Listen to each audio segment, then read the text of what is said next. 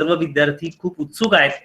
तुमची ओळख करून देताना अगदी म्हणजे बाकी तर तुमच्या बायोडाटामधनं विद्यार्थ्यांना कळालेलंच आहे, चित्रांमधनं कळालेलं आहे, परंतु एक निश्चित, जसं मी मगाशी म्हटलं की तुम्ही विद्यार्थी सहाय्यक समितीचे माजी विद्यार्थी आहात, त्याचबरोबर तुम्ही आज विद्यार्थी सहाय्यक समितीचं जे अहमदनगर मधलं हॉस्टेल आहे, तुम्ही रवींद्र देशपांडे, सुनीताताई अतिशय मनापासून तो सगळा भाग बघताय आणि त्यामुळे एक छान शाखा आपल्या अहमदनगरमध्ये समितीची काम करते, अनेक विद्यार्थ्यांना त्याचा लाभ होतोय.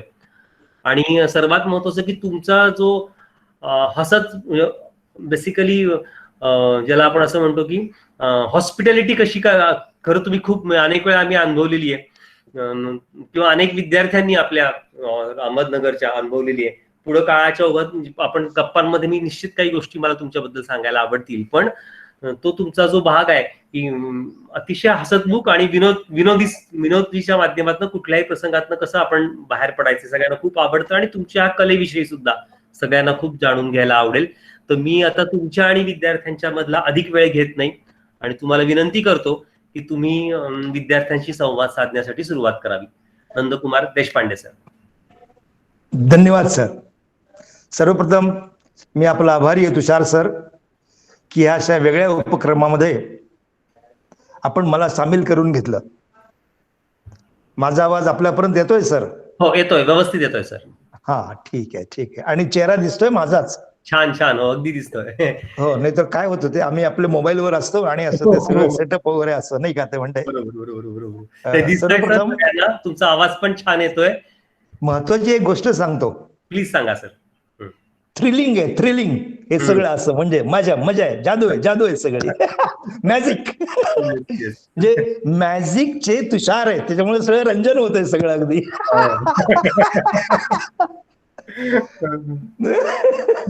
म्हणजे काय ती विद्यार्थी सहाय्यक समिती, काय ते हॉस्टेल, काय तुषार सर, काय तुकाराम सर, काय तांबुळ, म्हणजे किती मोठी मोठी माणसं एका छोट्याशा वर्तुळामध्ये आपण असं ते गुंफून टाकलं. याबद्दल पहिल्यांदा आपलं मनापासून अभिनंदन सर.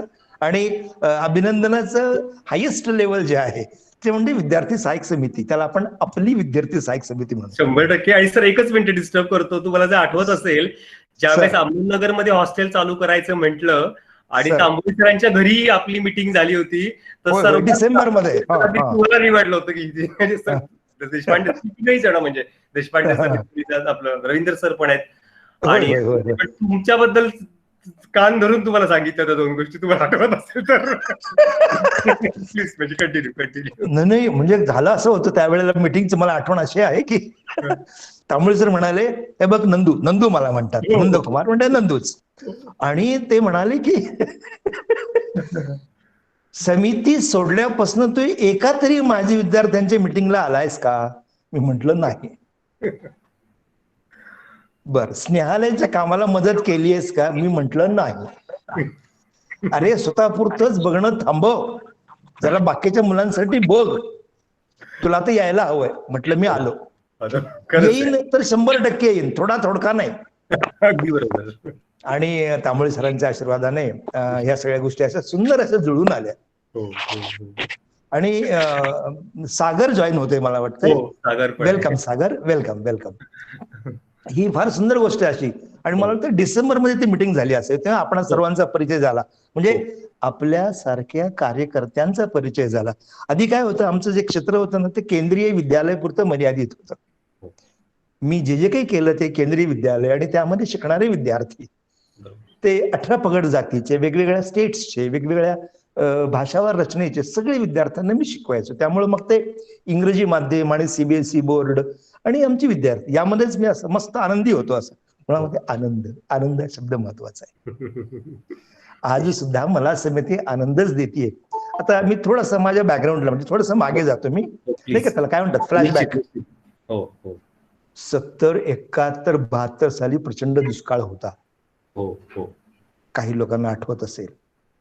आणि 73 आमची 10वी झाली. शेतीचं काहीही पीक नको, बऱ्याच ठिकाणी दुष्काळी कामावर आमचे काका मामा पाहुणे मेहुणे सगळीकडे इकडे तिकडे चाललेले. आम्हाला पण त्या दुष्काळी कामावर पाठवण्याची आईबाबांची तयारी झालेली. आणि आमचं 10वी झालं 73ला आणि आम्ही म्हटलं नाही मला चित्रकला शिकायची, पुण्याला जायचं.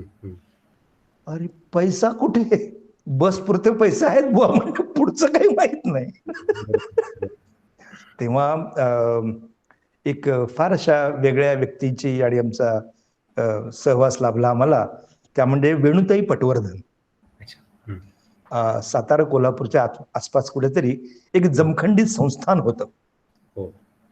त्या जमखंडी संस्थानचे डॉक्टर भालचंद्र पटवर्धन, त्यांच्या या सौ भालचंद्र पटवर्धन नाही राहिले, पण मग त्यांच्या सौ म्हणजे वेणुताई पटवर्धन ह्या पुण्याला येऊन स्थायिक झाल्या. त्यांनी मला जवळ केलं एक विद्यार्थी म्हणून, त्यांच्या घरी राहायचं. आणि मग त्या बदल्यात त्यांची बाकीची बँकेची कामं किंवा भाजीपाला, किराणा, आणि आठवड्यातनं एकदा त्यांचं ते 3 BHKचं घर काथ्याच्या ब्रशनी घासून स्वच्छ करायचं. ही कंडिशन होती. मला राहायला जागा दिली ताईंनी, म्हणजे वेणुताईंनी. आणि त्यांनी सांगितलं ते आपल्या समितीच्या देणगीदार. दरमहा एक जण विद्यार्थी त्यांच्याकडे येणार आणि समितीची देणगी पावती पुस्तक घेऊन जाणार. त्या काळात 5 रुपये. त्या म्हणलं तू जा यादवराव कुलकर्णींकडे आणि बघ म्हणे जिथे जेवणाचं होतंय का ते. आणि अशा तऱ्हेने आम्ही यादवराव कुलकर्णींना भेटलो. मग त्यांनी मुलाखत घेतली, पुन्हा 10 दिवसांनी पुन्हा ये म्हणून सांगितलं, पुन्हा मुलाखत दुसऱ्यांदा घेतली. आणि मग शेवटी आम्हाला ग्रीन सिग्नल मिळाला या समितीत, म्हणे गोखले हॉलच्या, म्हणजे फर्ग्युसन कॉलेजमध्ये गोखले हॉल नावाचं एक हॉल होतं, जिथे विद्यार्थी सहाय्यक समितीचे आपले मेस असायची. तिथे आम्हाला प्रवेश मिळाला आणि आम्ही समितीमय झालो. अशी ही पूर्वपीठिका आहे. आणि मग काय समिती म्हटल्यानंतर मग धमालच सगळी, एकदम छानच. तिथे मला वाटतंय काहीतरी एक रेक्टर होते आधी, तांबळे काका येण्याच्या आधी.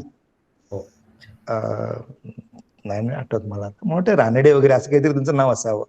ते पण बऱ्यापैकी कडक होते. असं कॅप्टन नांगरे. नांगरे पण होते. कॅप्टन नांगरे होते. कॅप्टन नांगरे, बरोबर. त्या गोखले हॉलवर. आणि मग त्यांनी आम्हाला अगदी तासून बसून, कारण आम्हाला ते बाकीच्या मुलांना 45 रुपयामध्ये होतं, मला 35 रुपयात जेवण मिळायचं पूर्ण महिनाभर. 35 रुपयात 10 रुपये वाढण्याबद्दल कमी केले जायचे. 1 तास वाढायचं, मग त्या बदल्यात 10 कमी. हो, बादशाहीमध्ये त्यावेळेला 110 रुपयाला 2 वेळचं जेवण होतं. आणि 35 रुपयाचं मी भरपूर जेवायचो. म्हणजे मी असं म्हणेन की समितीनं आमचं भरण पोषण केलेलं आहे. ती उतराई होणारच नाही. मी इथे किती उड्या मारल्या नगरमध्ये तरी त्या सुंदर गोष्टींची उतराई होतच नाही, यात काही वादच नाही. त्यामुळे समितीपासून मी दूर कधीच नव्हतो. सारखं मिटिंगला येऊन काहीतरी आपलं अजेंडे वगैरे हे सगळं ठीक आहे, किंवा देणग्या वगैरे हे सगळं ठीक आहे, पण तिथे मी नव्हतंच. मी आपलं केंद्रीय विद्यालयामध्ये आनंदी असायचो. तुम्ही माझा बायोडेटा पाहिला असेल. हो, निश्चित पाहिलेला. त्यामध्ये काही गोष्टी मी उल्लेख केलेल्याच नाहीयेत. साधारणपणे 90-92 पासून मी एलिमेंटरी आणि इंटरमिजिएटचे फुकट क्लासेस घेतलेले आहेत, अगदी परवापर्यंत. दर वेळेला 40-50 मुलांची, 30-40 मुलांची. तुम्हाला चित्रकलेची आवड कशी निर्माण झाली? सुरुवात कशी वाटलं? कारण चित्रकला म्हणजे तसा पेरेंटच्या दृष्टिकोनातून काय करतोय चित्रकला. हो, ती तर कमालच आहे. म्हणजे त्याबद्दल मी माझे चित्रकलेत काय गुंततोय, त्यापेक्षा हे कर, मॅथ्स कर, हे मला ते तर असतं, ते तर आहेच. हो, तो म्हणजे महत्वाचा मुद्दा आहे बेसिकली, की प्रत्येक विद्यार्थ्याला विचारलं जातं, मुलांना म्हणजे चित्र छान काढतो आमचं गोट्या, पण अभ्यास तेवढाच महत्वाचा आहे, चित्र काढणं बस कर आता, म्हणजे असं एक ते असतं सर्वसाधारण. बरोबर. मग तो मुलगा हुशार असेल किंवा साधा असेल, कसाही असेल, आणि तसं प्रत्येक जण हुशार असतोच. पण मग आमचे एक गुरुबसप्पा बसवनप्पा वारे नावाचे आमचे चित्रकला शिक्षक, ते आमच्या शाळेतले आयकॉन, लातूरच्या शाळेतले, मारवाडी राजस्थान विद्यालय लातूर, त्यांचे आम्ही शिष्य समजा. म्हणजे माझे शिष्य कोण, की जे शाळेच्या वेळे व्यतिरिक्त माझ्या शेजारी बसून चित्र काढतात ती मुलं. तसं मी त्यांच्या बरोबर बसून राहायचो शाळा सुटल्यानंतर तासभर. असं आमचं 8वी 9वी 10वी मध्ये ते आमचं चित्रकलेची साधन अशा तऱ्हेने झाली, 7वी पासूनच समजूयात आपण, की मला असं लक्षात आलं 10वी मध्ये की नाही आता मी शिकेल तर चित्रकलाच. बरोबर. माझे बाबा म्हणाले, हो चित्रकला काय शिकतोय म्हणे आमचं पोऱ्या. तिथे एक नागुरे नावाचे पेंटर होते, त्याच्याकडे जात जा संध्याकाळी, चित्रकला शिकून घेशील, साईन बोर्ड बनवायला. आणि शिवाय तू बीकॉम कर, बीएससी कर, इकडे काय करतो इकडे. पण म्हटलं नाही, ते मी चित्रकलाच शिकणार. पण मग चित्रकला शिकायची, मग पुण्याला जायचं, मग सगळे प्रश्न ना सगळे.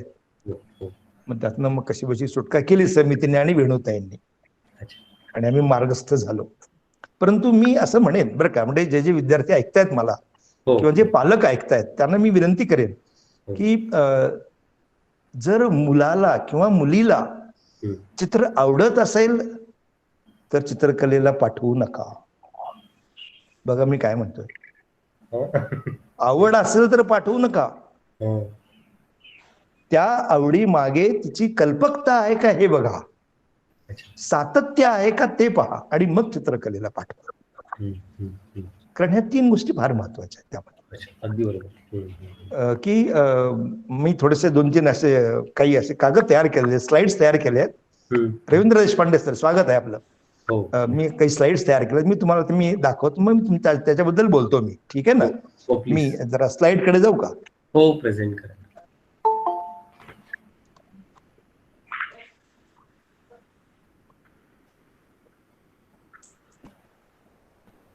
दीपक जगताप सर, दोन्ही गोष्टी येतील, साऊंड आणि स्लाइड्स? हो, येतील येतील येतील. येत आहेत. नक्कीच नक्कीच.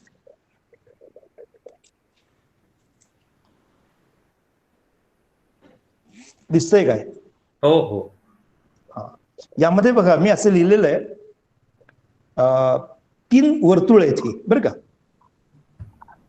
3 वर्तुळामध्ये आवड, क्षमता, त्याच्यावर अवलंबून बेस आहे ती संधी आहे. सर दिसत नाहीये ते, एक मिनिट. दीपक टेक्निकल बघतो का काय? पहा बरं, दिसायला हवे. सगळ्यांचे मेसेज मला. हा दीपक, मी होल्ड केलेलं आहे बघा. त्या ठिकाणी काय असतं की मुलांना आवड असते, बरोबर आहे? हो. परंतु क्षमता नसते त्यांची. आवड आहे व काढतो मुलं काहीतरी चित्र, तसं नसायला हवंय. दिसतंय का चित्र दिसत असेल बहुतेक? नाही, प्रेझेंट नाही झालं. बर बर बर, बघा बरं. एक्सप्लेन करा सर, प्रेझेंट नाही झालेलं. दीपक थांबा, मी करतो काहीतरी प्रेझेंटेशन. हो हो हो, मी त्याच्यानेच exactly I am going with that. बरोबर आहे, मी करतो.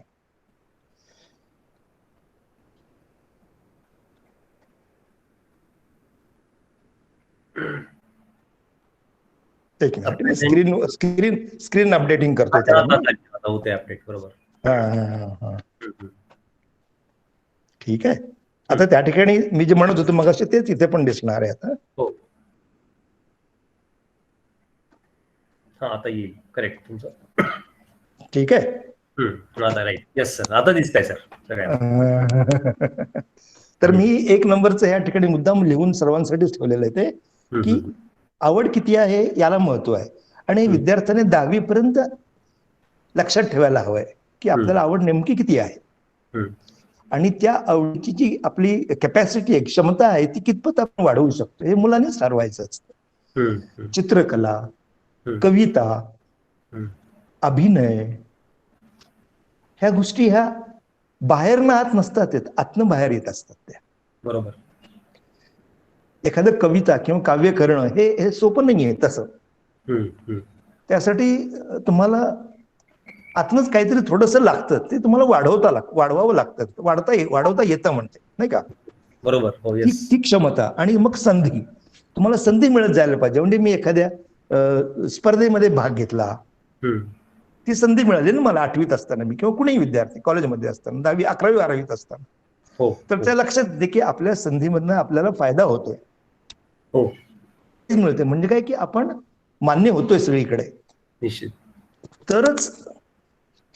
तरच ह्या गोष्टीची आपल्याला खात्री करता येते. आणि त्याच्या पुढे बघा मी असे लिहिलेले त्या ठिकाणी, सर्जनशीलता पाहिजे, म्हणजे क्रिएटिव्हिटी पाहिजे आपल्याकडे.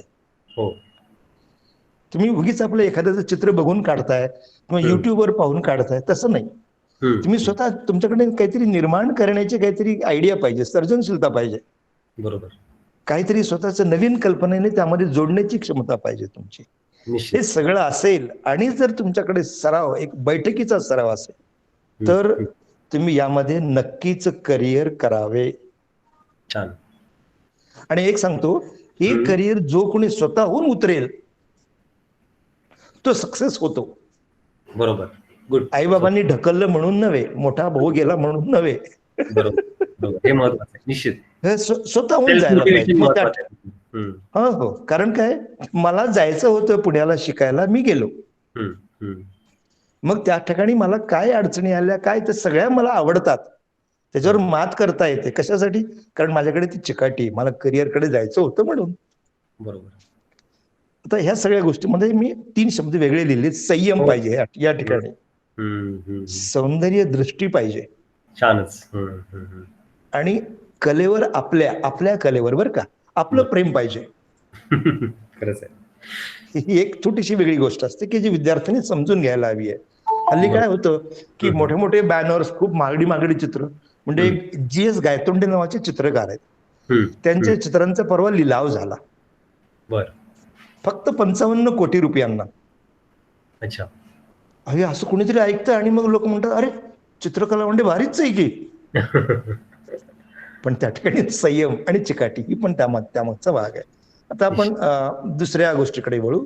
या ठिकाणी फाईन आर्ट्स, समजा एकदा तुम्ही असं ठरवलं की नाही आपल्याला तर जॉईन व्हायचंय, चित्रकला क्षेत्रात जायचंय म्हटल्यानंतर मग फाईन आर्ट्स असतात, त्यामध्ये पण 3 प्रकार मोडले जातात. त्यामध्ये एक असते दृश्यकला, व्हिज्युअल आर्ट्स, सादरीकरण कला म्हणजे परफॉर्मिंग आर्ट्स, ज्यामध्ये नाट्यक्षेत्र येतं, आणि उपयोजित कला म्हणजे अप्लाइड आर्ट्स, कमर्शियल आर्ट्स. ह्या त्या 3 गोष्टी आहेत की ज्या तिन्ही कॉलेजच्या एज्युकेशन मध्ये आपल्याला मिळू शकतात. आता हे कॉलेजचे एज्युकेशन म्हणजे काय असते जरा थोडं आपण पुढे बघूयात. बघा, सगळ्यात सोपा आणि साधा उपाय की जो कुणालाही शक्य असतो तो म्हणजे 10वी होता होता जर तुमच्याकडे जर थोडंफार कलेचं ज्ञान असेल तर तुम्ही ITI चे 10वी नंतरचे काही डिप्लोमा कोर्सेस निवडू शकता, ज्याला फार काही अडचण येत नाही. असे गव्हर्नमेंटचे खूप ITI कॉलेजेस आहेत, काही प्रायव्हेट पण आहेत काही ठिकाणी. त्यामध्ये DTP कोर्सेस शिकवले जातात, आर्किटेक्चरल असिस्टंटचे कोर्सेस शिकवले जातात, food products, baking, swing technology, photography, असे 2-2 वर्षाचे 1-1 वर्षाचे कोर्सेस असतात. ते शिकलं तर मग मुलगा लगेच आपल्या पायावर उभं राहू शकतो. आता त्यानंतर आणखीन एक भाग त्यामध्ये आहे. बघा, या ठिकाणी मी काय दाखवलेलं आहे, एलिमेंटरी आणि इंटरमिजिएट ग्रेड परीक्षा या मात्र शालेय वयामध्ये देणं गरजेचं आहे. संपूर्ण महाराष्ट्रामध्ये, गोव्यामध्ये या परीक्षा चालतात आपल्या महाराष्ट्र शासनातर्फे. अच्छा. तर या मुलांनी दिलेल्या असायला हव्यात. आणि एलिमेंटरी इंटरमिजिएट ग्रेड परीक्षा दिली असेल आणि त्या परीक्षांमधनं तो A ग्रेड मध्ये मुलगा येत असेल तर त्याने जरूर GD आर्ट्स हा 5 वर्षाचा डिप्लोमा करावा किंवा ATD हा 2 वर्षाचा डिप्लोमा करायला काही हरकत नाही. अच्छा. हा 10वी नंतर लगेच करता येतो. अच्छा.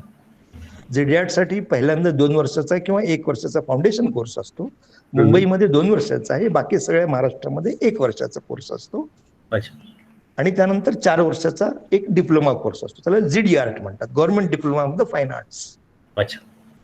की जो आम्ही पण केलेला आहे, म्हणजे मी अभिनव मध्ये आहे तो पुण्यामध्ये आपल्या. अच्छा. त्या व्यतिरिक्त ATD नावाचा कोर्स असतो की ज्याच्यामुळे तुम्ही प्रायमरी किंवा सेकंडरी मध्ये कला शिक्षक म्हणून तुमची डायरेक्ट नेमणूक होऊ शकते. फक्त 2च वर्षाचा कोर्स ATD, तोही करता येतो मुलांना, की जो फारच फायदेशीर आहे म्हणजे टीचिंग सेक्शन साठी. अच्छा. आता आपण पुढची स्लाइड बघूयात. स्लाइड प्रेझेंट करा बरं एकदा. तुमचं काय झालंय, स्क्रीनच प्रेझेंट करायची स्लाइड. आता तुम्ही दिसतात आम्हाला प्रेझेंटेशन. असं आहे का? अरे डेंजरस काम आहे तर. बरं प्रेझेंटेशन मी आलो परत तिकडे बॅकला जातो मी.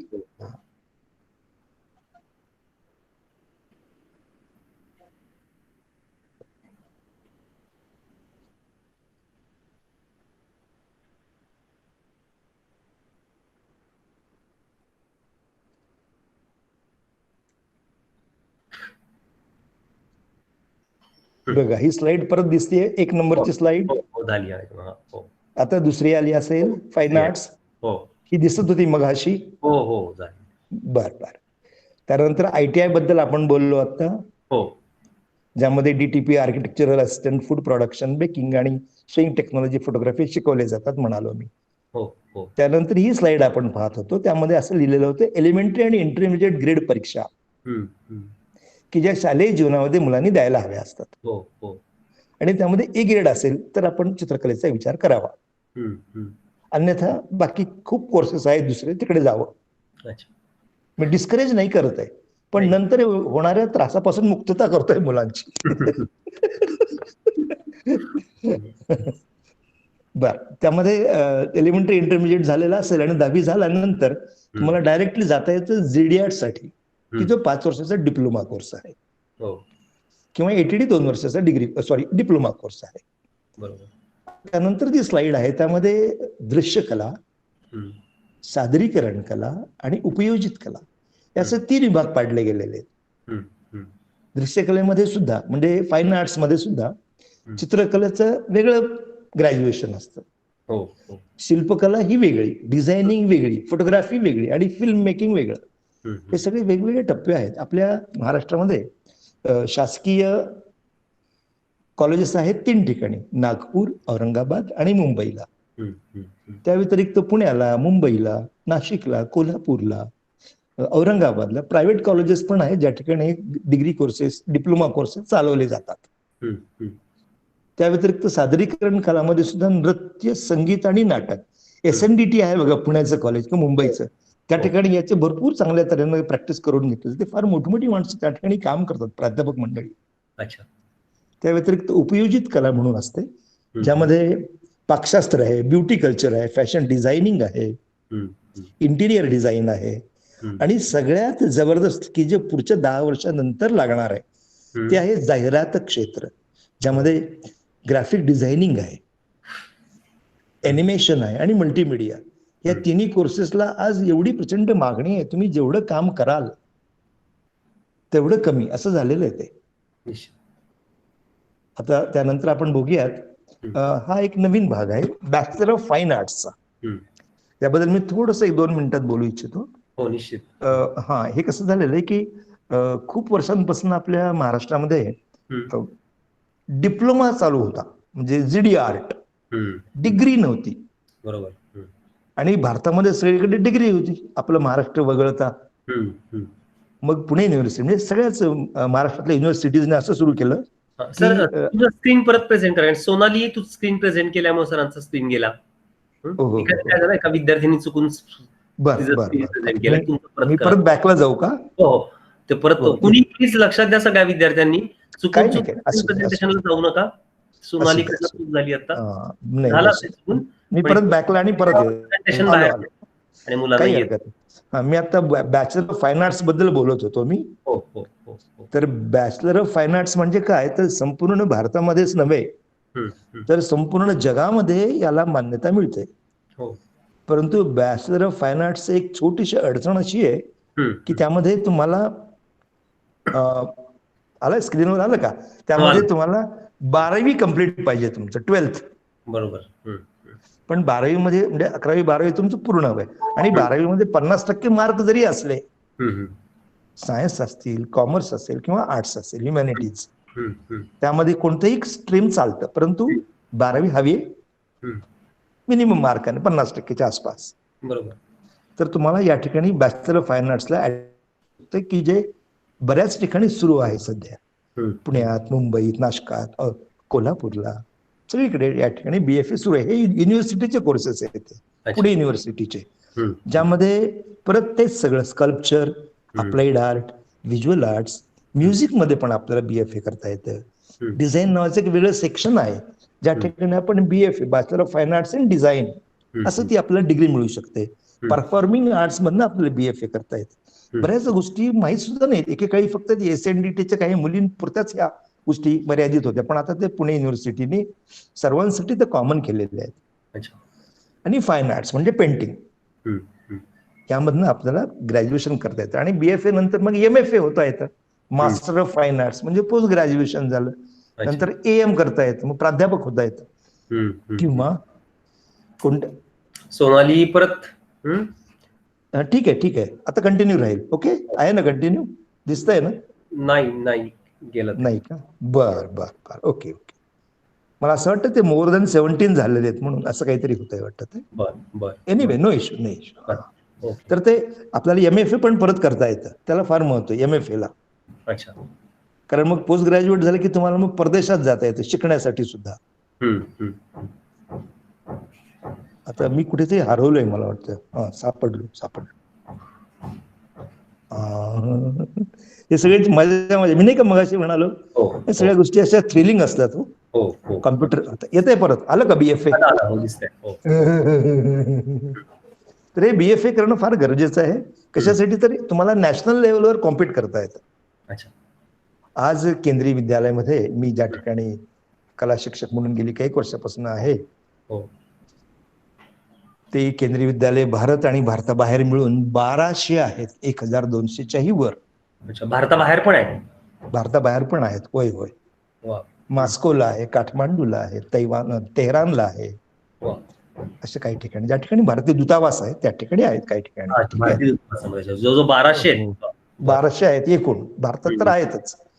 आणि फार सुंदर गोष्ट अशी आहे की यामध्ये तुम्ही जर GDAT झाले असाल किंवा BFA झाले असाल आणि जर AM असाल तर केंद्रीय विद्यालयामध्ये परमनंट नोकरी लागू शकते. आज या ठिकाणी 1200 पैकी 700 ते 750च्या आसपासच विद्यार्थी आहेत. सॉरी, शिक्षक आहेत.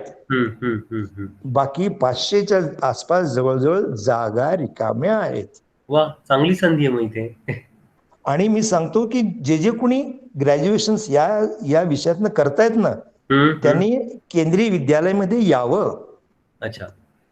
म्हणजे तुम्हाला मराठी हा जो भाग आहे हा विसरून तुम्ही देश पातळीवर पोचता डायरेक्ट. बरोबर. आपण नाही का मराठी, महाराष्ट्र वगैरे ते सगळं ते गळून पडतं. ते तुम्ही संपूर्ण देशाचे होता. आणि जागा तर एवढ्या प्रचंड आहेत सगळीकडे. इव्हन आमच्याकडे ज्या ठिकाणी 2-2 सेक्शनचे हायस्कूल आहे त्या ठिकाणी एक क्राफ्ट टीचर म्हणून पण जागा असते टेम्पररी स्वरूपामध्ये. म्हणजे एका शाळेमधनं 2 कला शिक्षक असतात. आणि वास्तविक पाहता काय म्हणतात ते, मुलीचं वय आणि माणसाचा पगार विचारू नये म्हणतात, की नाही? बरोबर आहे. परंतु मी अभिमानाने सांगेन केंद्रीय विद्यालयाने मला लाखापेक्षा जास्त परमनंट पगार दिलेला आहे. अजून काय पाहिजे? वा, छानच. हे IT मध्ये ऐकलेत लाखाच्या पुढचे पगार. मी सुद्धा उचललेले आहेत पगार हे. बरोबर, छानच. त्यामुळे आणि 7 पे कमिशन आम्हाला लागू झालेले ना, त्यामुळे अर्थात असेल हे सगळं. परंतु गव्हर्नमेंट असल्यामुळे पेन्शनेबल जॉब. आता मी सध्या पेन्शनर आहे. तुम्ही आता. पण मला अजिबात वाटत सुद्धा नाही की मी पेन्शनर वगैरे आहे. ते एवढे पैसे जमा होतात बँकेत. तो एक वेगळा आनंदाचा सोहळा असतो म्हणा पेन्शनर लोकांचा. तर सांगायचा उद्देश असा की केंद्रीय विद्यालयामध्ये जरूर नोकरी करावी. सुरुवातच मुळे 40-45 हजाराच्या पुढे आहे. मिलिटरी स्कूल म्हणायचो का आपण मिलिटरीच्या लोकांना? नाही. प्रत्येक वर्षी नोव्हेंबरमध्ये एम्प्लॉयमेंट एक्सचेंज मध्ये, एम्प्लॉयमेंट न्यूज मध्ये जाहिरात येत असतात. नोव्हेंबर महिन्यामध्ये निश्चितपणे, नोव्हेंबर आणि डिसेंबर. आणि मग भरती होते. आपल्याकडे एंट्रन्स एक्झाम्स असतात, याच्या मेरिट लिस्ट तयार होते आणि all over India merit list. या ठिकाणी एकही रुपया कोणालाही कधीही द्यावा लागला नाही. म्हणजे परीक्षेत पास होऊन नोकरी लागण्यासाठी. हे फार सुंदर गोष्ट आहे केंद्रीय विद्यालयामधली, की जी आजपर्यंत पाळली गेलेली आहे सगळीकडे ऑल ओव्हर इंडिया. प्रचंड ट्रान्सपरन्सी असते यामध्ये. तर माझं सर्व विद्यार्थ्यांना आव्हान आहे की केंद्रीय विद्यालयामध्ये त्यांनी जरूर नोकरी करावी. फक्त मराठीचा थोडासा त्याग करावा लागतो. चला पुढची स्लाइड बघूयात आपण. 12वी नंतरच्या प्रवेश परीक्षा असणारे अजून 3 कोर्सेस आहेत ज्या ठिकाणी थोडं इंटेलेक्च्युअल माइंड ज्यांच्याकडे आहे, क्रिएटिव्ह माइंड, त्यांच्यासाठी एक खास आहेत. त्यातली सगळ्यात टॉप मोस्ट आहे NID, national institute of design. संपूर्ण भारतामध्ये ही एकच कॉलेज आहे की जे अहमदाबादला आहे. हम्म. त्या ठिकाणी त्यांची स्वतःची एंट्रन्स एक्झाम असते. ती 12वीच्या एक्झामच्या नंतर तो साधारणपणे 1 महिन्याच्या 30 दिवसाच्या ती होतं एक्झाम. त्यामध्ये तुम्ही गोथ्रू झालात तर मेरिट लिस्ट प्रमाणे दरवर्षी फक्त 300 मुलांना ऍडमिशन मिळतं. अच्छा. आणि मला सांगायला खूप आनंद वाटतो की मी जसा वारे गुरुजींचा शिष्य आहे, माझ्या गुरुजींचं नाव आहे वारे गुरुजी, तसे माझेही 2-3 शिष्य NIDतले पासआउट आहेत. वा, छान. मायकेल फोली असे त्यातल्या एका मुलाचं नाव आहे. अच्छा. टायटनच्या मेन डिझायनर होता, चीफ डिझायनर होता बेंगलोरला. हो का? टायटन. अच्छा, बर बर. टायटन मध्ये तो मध्ये एकदा नगरला आला, मला भेटला तो, आणि त्याच्या हातात एक स्लिम वॉच होतं टायटनचं, ते त्यानं काढून मला दिलं. वा. गुरुदक्षिणा.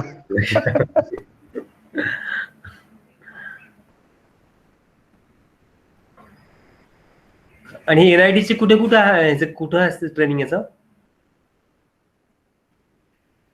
देशपांडे सर.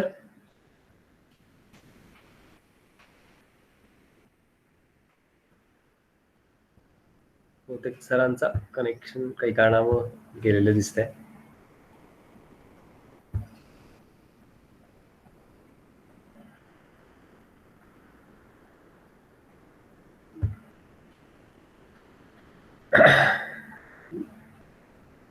देशपांडे सर, तुम्हाला आवाज येतोय माझा?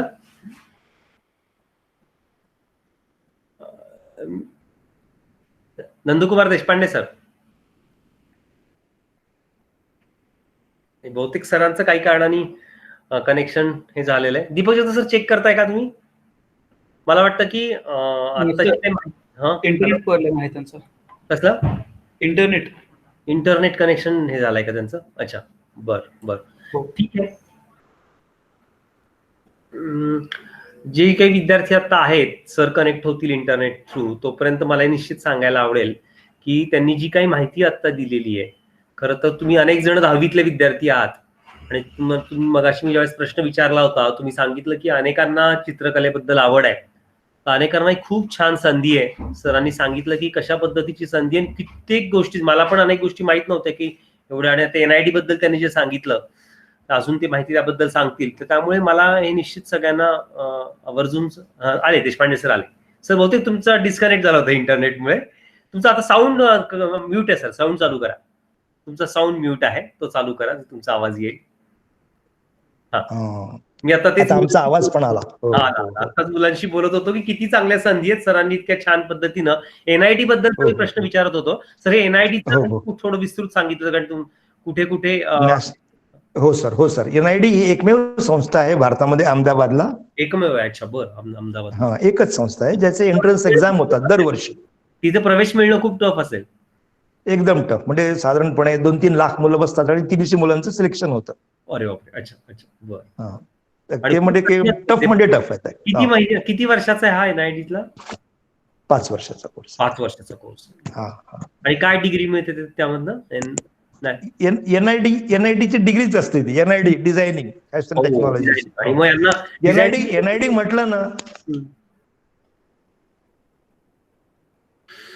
सरांचं बहुतेक नेटचा प्रॉब्लेम आहे आणि कनेक्शन कला क्षेत्रात. अच्छा, म्हणजे जगातला प्रत्येक कला रसिक जो आहे ना, किंवा कला क्षेत्रातली माणसं तुमच्याकडे नजर रोखून असतात की या मुलाला या स्टुडंटला आपण उचलायचं. पहिल्या फर्स्ट इयर पासून तुमच्यावर वॉच असतो त्यांचा. वा वा. अच्छा, अगदी म्हणजे पॅरिस पासून अगदी. वा वा. तो जो विद्यार्थी म्हणालो ना, जो बेंगलोरला होता टायटन मध्ये, तो आता तिथं नाही, तो आता रॅडोकडे गेलाय, लंडनला आहे तो आता. रॅडो नंबर 1 ची आहे कंपनी वॉचेस. त्यांनी त्याला तिकडनं उचलला, तिकडे घेतला, पण तो आता सोडून लंडन सोडेल तो पण आता, आणि तो परत पॅरिस जॉईन करेल. ह्या सगळ्या मजेशीर गोष्टी असतात या. तो म्हणजे असं थांबत नाहीत ती माणसं NIDची. बरोबर आहे. त्या व्यतिरिक्त एक निफ्ट नावाचे NIFT, निफ्ट. ते फेमस आहे, ते पुण्याला पण आहे, मला वाटतं मुंबईला तर आहेच आहे, आणि दिल्लीला आहे विशेषतः. त्या वेगवेगळ्या कॉलेजेसमध्ये, गोव्याला आहे निफ्ट.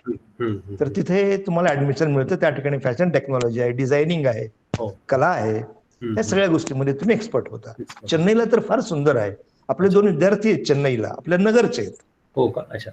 हो, एकदम एकदम. नगरचे 2 विद्यार्थी माझेच विद्यार्थी अर्थातच ते. अच्छा. ते दोघे चेन्नईला शिकतात ते बर बर. निफ्टमध्ये. आणि त्यातला एक जण त्यातल्या एकाने लेदर इंडस्ट्री निवडली. आणि जोपर्यंत माणसाला पाय आहे तोपर्यंत पायामध्ये काहीतरी घालावंच लागेल ना माणसांना. हो, प्रश्नच नाही. तोपर्यंत लेदर इंडस्ट्रीला मरण नाहीये. बरोबर. शिवाय पर्सेस वेगळ्या असतात, ओव्हरकोट, जॅकेट, या सगळ्या गोष्टी असतात. त्यामुळे लेदर वर्कवर खूप डिमांड आहे. येस. ते स्टुडंट काम करते आपलं. तर ह्या फार चांगल्या गोष्टी असतात की ज्या ठिकाणी इझिली तुम्हाला प्रवेश मिळू शकतो. आपल्याला ना मराठी माणसानं, टू बी फ्रँकली, म्हणजे मी पण मराठीच आहे शुद्ध, पण ते माहितीच नसतं. हो, माहितच नाही. म्हणजे आता सुद्धा बऱ्याच गोष्टी मलाही माहित नव्हत्या किंवा मुलांना निश्चित माहित नसते. आणि सगळी 10वी-12वी स्कूल आहेत, त्यामुळे योग्य वेळेत त्यांना माहिती मिळते. मगाशी मी प्रश्न विचारला होता मुलांना, किती जणांना चित्रकला आवडते? तर 7-8-10 मुलांना अशी आहेत की ज्यांना चित्रकलेबद्दल आस्था आहे यामधली. त्यामुळे निश्चित त्यांना ही माहिती उपयुक्त राहील. तुमचं प्रेझेंटेशनची स्लाइड संपल्यात का? राहिली आहे ती? नाही, एक आहे, अजून एक आहे, पण मी अजून थोडं 2 मिनिट बोलेन आणि नंतर त्या शेवटच्या स्लाइडवर जाईल मी. येस. हा, त्या व्यतिरिक्त अजून एक आहे, ते म्हणजे आर्किटेक्चर. अच्छा. हो. त्याला मात्र 12वी सायन्स हवंय आणि गणित विषय घेऊन. ते जर तुमच्याकडे असेल आणि कलेचा अंग असेल तर you will be the best architect. Right. अच्छा. आणि त्यामध्ये नाटा नावाची जी एक्झाम असते ती ऑल ओव्हर इंडिया सगळीकडे ती राबवली जाते. आर्किटेक्चरची एंट्रन्स एक्झाम, ती पण फेमस आहे. म्हणजे ती खरोखरच चांगलीच आहे एक्झाम. ती एंट्रन्स एक्झाम ती द्यावी असं माझं मनापासून म्हणणं आहे मुलांना, जे सायन्स साईडला आहेत त्यांना आणि ज्यांना चित्रकलेचं अंग आहे ती मुलं. बरोबर. तर असा सगळा एकूणच गोषवारा आहे. सांगायला मला खूप आनंद वाटतो की हे सगळं हे समितीमुळे होतंय. नाही, प्रश्नच नाही. आपण सर्वजण एका रावेतील प्रवासी. मी सांगतो, नाही ऐका ना, वेगवेगळ्या बँकांमधनं आणि वेगवेगळ्या झडपी मध्ये किंवा BNC मध्ये माझे काही वर्ग मित्र 10वी पर्यंत शिकले माझ्या बरोबर. अच्छा. बँकेतनं रिटायर झाले ते आता सुखाने, अगदी आनंदात. पण आजही मी ज्या काही गमती जमती करत असतो, सकाळी उठून मी फोटोग्राफीला जातो, बर्ड वॉचिंग चाललेलं असतं माझं. ह्या सगळ्या गोष्टी मला कुणी दिल्या? चित्रकलेने दिल्या, नाही का? बरोबर. तास 2 तास बसून मी चित्र काढतो. माझं एक युट्यूब चॅनल आहे, नंदकुमार देशपांडे या नावाने. अच्छा. त्या युट्यूब चॅनलवर तुम्ही कुठेही पाहू शकता की माझे वेगवेगळ्या गोष्टी त्या ठिकाणी टाकत असतो. मास्क मेकिंग आहे, डॉल मेकिंग आहे. परवा मी ह्या लॉकडाऊनच्या काळामध्ये घराच्या भिंतीवर एक 3D पेंटिंगच बनवलं बसल्या बसल्या, म्हणजे दररोज 2 तास बसायचो. अच्छा. चांगलं ते 10-20 दिवस चाललं होतं माझा कार्यक्रम. ते पेंटिंग पण युट्यूबवर आपल्याला पाहता येईल. त्या अशा गोष्टी असतात की ज्या अपडेट करत जातो माणूस आणि आनंद मिळतो. आनंद सगळ्यात महत्वाचा. पैसा सगळेच मिळवतात. हो, पैसा कोण नाही मिळवत. बरोबर. आणि पैशाने सगळ्या गोष्टी विकत थोडे घेता येतात आनंदासाठी. बरोबर. आनंद आत्मा असतो की जो मला खरोखर मिळतो. बरोबर. आणि तांबोळी सरांनी किंवा तुम्ही सर्वांनी मला अजून एक आनंदाची खाण निर्माण करून दिली. 5-25 मुलांचा केवढा मोठा ग्रुप दिला आमच्याकडे. यांचं काय करतात ते, कसली भारी मुलांची समितीची, मी म्हणतो इथल्या हॉस्टेलची. अगदी म्हणजे लाजवाब. ते त्याला काय म्हणतात, ते असे कच्चे हिरे आहेत ते हिरे. निश्चित. पैलू पाडलं ना त्यांना की बस अगदी असं ते म्हणजे झकास चमकायला लागतील ते, यात काही वादच नाही. अर्थात हे वेगवेगळ्या कॉलेजमधले आहेत. मी वाट बघतोय की नगरच्याही चित्रकलेच्या कॉलेजमधले एखाद दुसरे विद्यार्थी आपल्या हॉस्टेलला येईल, राहायला मागेल आणि मग अजून मजा येईल मला, नाही का? सर तुम्हाला जस्ट एक प्रश्न असा होता की राष्ट्रपती पुरस्कार तुम्हाला मिळाला, मला वाटतं प्रतिभाताई आहेत त्या. हो, देवीसिंग पाटील राष्ट्रपती, आणि कपिल सिब्बल पण आहेत. तो थोडासा आम्हाला त्याबद्दल माहिती घ्यायला निश्चित आवडेल सगळ्यांना. चांगला प्रश्न आहे. बऱ्याच गोष्टी मी इथे नव्याने सुरू केल्या आपल्या नगरच्या शाळांमधनं, म्हणजे केंद्रीय विद्यालयांमधनं. त्यामध्ये गव्हर्नमेंट ऑफ इंडियाकडून एकही रुपया न घेता मी दर उन्हाळ्यामध्ये एक्झाम झाल्यानंतर 10-10 दिवसांचे मुलांसाठी फ्री वर्कशॉप घेतो. वा, छान. काही वर्ष 10-20 वर्षापासून चाललेलं आहे माझं आपलं ते. काही TADAची भानगड नाही, एकही रुपयाची मदत नाही, काही नाही. गव्हर्नमेंट फक्त प्रिन्सिपलची परवानगी लेखी की तुम्ही तो जो ड्रॉइंग हॉल आहे तो तुम्ही वापरा. आणि मुलं कोणती त्याच शाळेत, ते केंद्रीय विद्यालयातलीच मुलं. अच्छा अच्छा. त्या मुलांसाठी मी कोर्सेस घेतलेले आहेत. आणि हे असं कोणी करत नाही. बरोबर. बऱ्याच माझ्या कला शिक्षकांचे जे मित्र आहेत आमचे, त्यांनी मला त्यांच्या भाषेतनं शिव्या घातल्या, असं मूर्खपणा करायला सांगितलं कोणी तुम्हाला वगैरे. पण मी म्हटलं की सुट्ट्यातले 10 दिवस जर आपण मुलांबरोबर सलग 3 तास राहिलो, बरोबर, तर नक्कीच त्या मुलांमध्ये खरोखर काय आहे ते कळेल त्या मुलांनाच. बरोबर. वर्कशॉप हे आपल्यामध्ये काय आहे हे ओळखण्याची संधी असते. ते त्या वर्कशॉप मधनं मला दिसलं. त्यावेळेस मी मगाशी म्हणाल्याप्रमाणे एलिमेंटरी आणि इंटरमिजिएटचे काही वर्ष मी क्लासेस घेतलेले आहेत. एकही रुपयाचा मोबदला न घेता, फक्त केंद्रीय विद्यालयाच्या मुलांसाठी. बर बर बर. काही फीस नाही, काही नाही, या बसा. त्या व्यतिरिक्त दर रविवारी सकाळी 9 ते 12 ही माझी वेळ असायची, की 11 म्हणायचो पण 12 वाजायचे. 9 ते 11 ही वेळ असायची माझी, ज्या वेळेला 3री पासून 12वी पर्यंत कोणी विद्यार्थी येऊन बसावा, त्यांनी माझा क्लास अटेंड करावा दर रविवारी. अच्छा अच्छा. मी शाळेत पडलेला असायचो लिटररी. म्हणजे आमच्या मिसेसने, म्हणजे आमच्या घरच्यांनी तर आम्हाला सोडून दिला होता, नाही का. ते असं ते महादेवाच्या देवळात एक बाहेर एक बैल सोडलेला असतो, मला सोडून दिला होता या लोकांनी. काय करायचंय करा तिकडे, जेवायला घरी येत जा दुपारी असं. पण काही गुणी मुलं मला त्यात सापडली. असं म्हणतात की शिक्षक होणं हे वेगळं आणि चांगले शिष्य मिळणं हे भाग्य असतं शिक्षकाचं. अगदी अगदी अगदी. पॅशनेट होणं, वेड होणं यासाठी हे फार महत्वाचं आहे. नाही, सुदैवाने मला खरोखर अप्रतिम विद्यार्थी लाभले. अगदी अप्रतिम. काही म्हणजे काही चॅलेंजेस नाही त्या गोष्टीला. ती मुलं अशी मला मिळत गेली. प्राची बोरा नावाची एक विद्यार्थिनी आहे. अच्छा. जिच्या आई बाबांनी मला विनंती केली पहिल्यांदा 92 साली, तुम्ही एलिमेंटरी इंटरमिजिएटचे क्लास घ्या, एलिमेंटरीचा क्लास घ्या. माझी मुलगी 7वीत आहे, तिला तुम्ही शिकवा. मी म्हटलं आपल्याकडे 10वी पर्यंत चित्रकला असते आणि एलिमेंटरी इंटरमिजिएटचं कंपल्सरी नाहीच आहे केंद्रीय विद्यालयाला, कारण आमचा सीबीएसईचा बोर्ड आहे. फार ज्याची गरज असेल त्यांनी 54 नंबरचा जो सब्जेक्ट आहे ड्रॉइंग म्हणून, तो घ्यावा आणि बसावं सीबीएसईला. त्या म्हणाले नाही, मला इंटरमिजिएट एलिमेंटरीच द्यायची आमच्या मुलीला. मग त्यांच्यापासून मी सुरुवात केली शिकवायला. अच्छा अच्छा. त्या मुलीपासून 92 सालापासून. तर तुम्हाला सांगायला हरकत नाही मी, पण प्राचीन नावाची जी विद्यार्थिनी, ती MIT मधनं पासआउट झाली इंजिनियर म्हणून, सॉफ्टवेअर इंजिनियर, पुण्याच्या MIT. आणि नंतर ती मायक्रोसॉफ्ट मध्ये जॉईन झाली.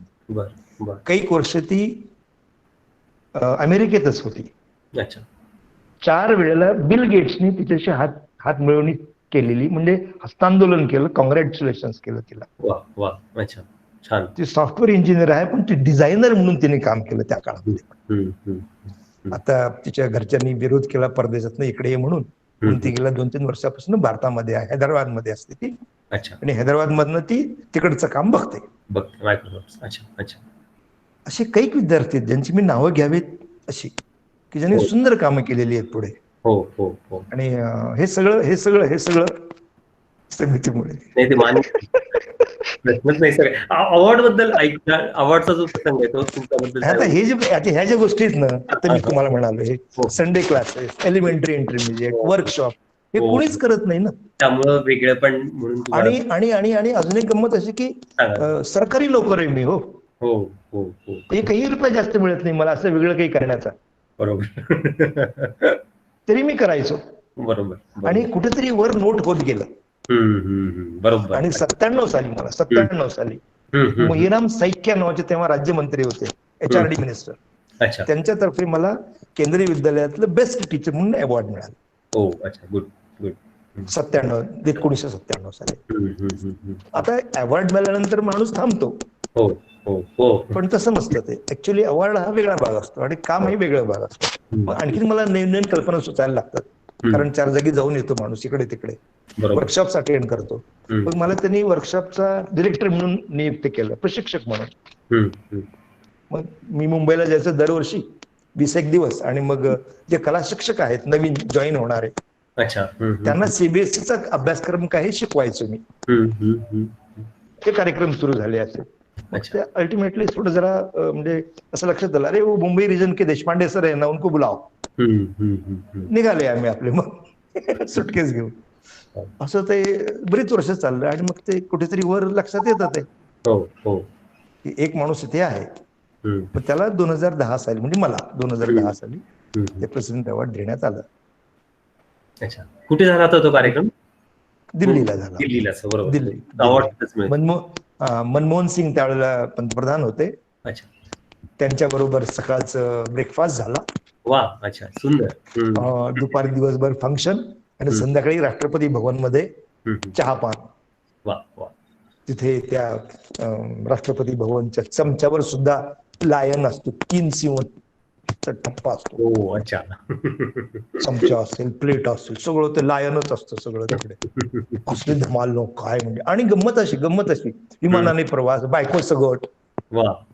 ते पण 14,000 रुपये ज्या रूमचं भाडं आहे अशा हॉटेलमध्ये बडदा असतो 4 दिवस. वा, सुंदर. म्हणजे काय ते सगळं असं म्हणजे. आणि हे सगळं समितीमुळे. निश्चितच. आणि अजून एक फार सुंदर गोष्ट त्यामध्ये टचिंग आहे थोडीशी, पण तुमच्याशी शेअर करायला काही हरकत नाही. 2009 साली माझे बाबा बेड रिडन होते. माझे वडील नगरमध्येच होते माझ्याकडेच. आणि 2009 साली आणि 10 साली ते उठून बसायला लागले. अच्छा. आणि थोडे असं घराच्या गेट पर्यंत चालायला लागले. आणि सप्टेंबरमध्ये मला अवॉर्ड मिळणार होतं 5 सप्टेंबरला. अच्छा. आणि मग त्या दिवशी आमच्या इथे तो डीडी नॅशनल लागायचा, पण ते डीडी दुसरा कुठला तरी, जिथं ते अवॉर्ड फंक्शन लाईव्ह चालू होतं, ते काही लागत नव्हतं लवकर बाबांना आमच्या. मग ते शेजाऱ्यांनी लावलं.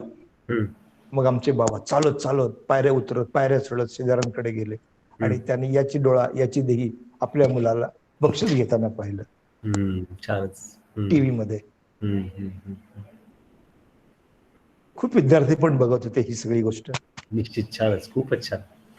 आणि या ठिकाणी मग पैसा, मान मरातब, या सगळ्या गोष्टी वेगळ्या असतात. जे वडील मला एकेकाळी विरोध करत होते, काय चित्रकला शिकून काय मिळणार आहे तुला, नाही का, त्यांना लक्षात आलं की चित्रकला की फार वाईट नाही आहे असं, नाही का. माझा सख्खा भाऊ आहे धनंजय देशपांडे. हो, माहिती ना, अतिशय छान. तो पण समितीचा, आपल्या विद्यार्थी सहाय्यक समितीचा विद्यार्थी आहे. त्याची 12वी झाली. 12वी झाली म्हणजे काय, 12वी झाली नाही, 1-2 विषयात तो मला वाटतं अडकला कुठेतरी. त्याला म्हणलं ते सोड, चल माझ्या बरोबर पुण्याला. त्याला पुण्याला नेलं. अभिनव मध्ये टाकला, हॉस्टेलला प्रवेश मिळवून दिला म्हटलं मिळाला. आणि त्याचे कल्याण झालं ना. आज टिळक रोडला त्याचं स्वतःचं ऑफिस आहे. खूप छान आहे, माहिती मला. खूप प्रसिद्ध कमर्शियल आर्टिस्ट आहे. येस. आणि हिंगण्याला त्याचा स्वतःचा फ्लॅट आहे. हो. हे फक्त चित्रकलेच्या अंगावर. आणि ते आणि खूप मोठी मोठी एक्झिबिशन भरवतात. मी अनेक एक्झिबिशनला गेलेलो आहे. एकदम म्हणजे असं तो पुण्याच्या कमर्शियल क्षेत्रामध्ये पण त्यांच्याकडे सुंदर आहे. निश्चित. तर तो इस्टॅब्लिश झाला चित्रकलेमुळे. अशी खूप उदाहरणं की आणि अभिनवचे विद्यार्थी आपले प्रभाकर सर आहेत. हो, प्रभाकर पाटील जॉईन झालेत आता, होते जॉईन आपल्याला. निश्चित. अभिनवचाही मला अभिमान आहे. त्या फर्ग्युसन कॉलेजच्या मेसचाही अभिमान आहे. आणि सगळं सुंदर जग तुम्हा लोकांमुळे दिसलेलं आहे. छान माहिती सगळी मिळाली, मुलांनाही नॉलेज. मला वहिनींविषयी ऐकायला आवडेल. त्या पण शिक्षिका आहेत आणि मुलांविषयी पण थोडक्यात. ती तर धमालच गोष्ट आहे. तुषार सर, तुम्हाला माहित नव्हतं ना केंद्रीय विद्यालय म्हणजे काय? तसं आमच्याही मिसेसच्या बाबांना माहित नव्हतं केंद्रीय विद्यालय म्हणजे काय. अच्छा. 85 साली जेव्हा आमचं बघण्याचा कार्यक्रम होणार होता, त्याच्या आधी त्यांनी एक माणूस शोधून काढला की जो केंद्रीय विद्यालयामध्ये टेम्पररी कुठेतरी हैदराबादला नोकरी करत होता. अच्छा. त्याला त्यांनी विचारलं, नेमकं काय रे बाबा केंद्रीय विद्यालय म्हणजे काय असतं? सरकारी का आपलं असंच काहीतरी आहे, नाही का? मग त्यांनी सांगितलं नाही, गव्हर्नमेंटचे, HRD मिनिस्ट्रीचे वगैरे वगैरे. मग दाखवण्याचा कार्यक्रम झाला. बोला आता मुलगी बघण्याचा. आणि सुदैवाने मुलगी म्हणजे छाया, ती सतत माझ्या पाठीशी असते. त्या पण शिक्षिका आहेत आणि त्यांचे विद्यार्थी शिक्षिका आहेत. हो हो हो, त्या शिक्षिका आहेत आणि मराठी माध्यमातून शिकून त्या सेक्रेड हार्ट नावाच्या कॉन्व्हेंट स्कूलमध्ये शिक्षिका आहेत. हो अच्छा हो ही आपल्या विद्यार्थ्यांना सांगायला मला आवडेल. हो हो हो निश्चितच. त्या आता सिनियर मोस्ट आहेत, त्यांचे अजून शिकवण्याचा कार्यक्रम चालू आहे अजून 3-1 वर्ष. आणि त्या पण धमाल शिकवतात असं मस्त, अगदी सायन्स आणि मॅथ्स टीचर आहेत त्या. त्यामुळे आमच्या लाईफचं सायन्स मॅथ्स परफेक्ट आहे अगदी. निश्चितच. नाहीतर कलाकाराचं घर म्हणजे काय सगळा आनंदच असतो. नाही, मला तुमच्याकडे येणं राहून गेलंय खरं तर, पण मी आपल्या अनेक सगळे समितीचे सगळे विद्यार्थी अहमदनगर 25 जण एक दिवशी तुम्ही जो फोटो सगळे बघितले, मुलं आनंदाने बोलत होती की ती सगळे तुमच्याकडे आले आणि त्यांनी सगळा स्वयंपाक बनवला. ते क्रेडिट गोज टू सौ छाया देशपांडे. ते झालं असं की दसऱ्याच्या आदल्या दिवशी आम्हाला असं कळलं की दसऱ्या दिवशी मेस बंद आहे. मग आता मेस बंद आहे म्हटल्यानंतर मग आमच्या मिसेस म्हणाल्या मग काय झालं, येतील की आपल्या घरी जेवायला. अहो म्हणलं येतील की म्हणजे काय, अहो देशपांडे मॅडम ते चेष्टा काय म्हटलं, 25 मुलं आहेत ती, वय वर्ष 15 ते 20 दरम्यानची. आमच्यासारखं नाही ते कार्यक्रम, नाही का, एवढंसं खाल्लं पोट भरलं बस झालं असं नाही ते. पण नाही म्हणे होईल म्हणे, आपलीच मुलं आहेत ना ती. आणि सगळी मुलं आली आणि श्रीखंडपुरीचा जबरदस्त बेत झाला घरामध्ये. मुलांनी पुऱ्या लाटल्या, तळल्या, श्रीखंड बनवलं, भाज्या तयार केल्या मिसेसनी, सगळं धमाल झालं. म्हणजे पूर्ण घर समितीमय होऊन गेलं. Credit goes to Apte sir. Doctor Achyutrao Apte, खरंच प्रश्नच नाही. चांगलं आठवतंय, त्यांच्या घरी पहिल्यांदा मुलगा गेला होता राहायला जेवायला. सुरुवात बरोबर. आणि हे त्यांच्या पुण्यस्मृतीलाच मी हे अर्पण करेन असं म्हणेन. त्यामध्ये आमचं काही नाही, सगळं त्यांचं आहे. कुणीतरी एखादं वाट दाखवणारा असायला हवा असतो. वाटा खूप असतात पण दाखवणारा पाहिजे ना कुणीतरी बॅटरी लावून. मग तुम्ही जा त्या वाटेने. निश्चित. तसे आपल्यामध्ये सध्या आहेत ना आपले आदरणीय तांबोळी सर. हो प्रश्नच नाही, हे सगळ्यांना. खूपच छान संवाद झाला, खूप छान माहिती मिळाली, छान गप्पा झाल्या. मला वाटतं मी काही बरेच प्रश्न विचारलेत. काही विद्यार्थ्यांना प्रश्न विचारायचे असतील किंवा इतरांनाही प्रश्न विचारायचे असतील, ज्यांना प्रश्न विचारलेत त्यांचे टेक्स्टमध्ये पण टाईप करू शकता किंवा आय वॉन्ट टू स्पीक म्हणून तुम्ही प्रश्नही विचारू शकता. चालेल, मला आवडेलच. हो कोणाला प्रश्न मला बोलायचं बोला सर, बोला. नमस्कार देशपांडे सर. एकच मिनिट, सोरटे सरांची ओळख करून देतो. आमच्या इथे आमच्या इंदापूरमध्ये कुठलाही कार्यक्रम असेल सामाजिक तर रांगोळी फार महत्वाची असते आणि सोरटे सर मनापासून आणि पूर्ण फ्री सगळ्या इतकी सुंदर शोभा आणतात कार्यक्रमाला. त्यांची खूप छान आहे रांगोळीची. तर ते तुम्हाला प्रश्न विचारतायत सर. प्लीज सोरटे सर नमस्कार, बोला सर. नमस्कार सर, मी हेडफोन लावतोय माईकला. हा बोला. Hello sir. हा बोला, नमस्कार बोला.